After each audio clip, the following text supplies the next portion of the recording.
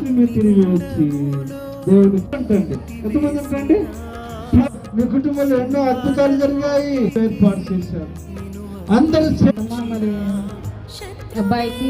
భోజనం కడుపులోకి వెళ్ళకుండా అమ్మాయి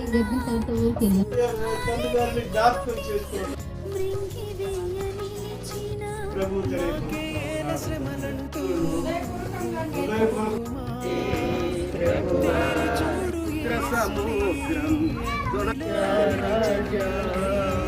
ఈ సంవత్సరంలో జనవరి కల్లా మన మొదటి తారీఖు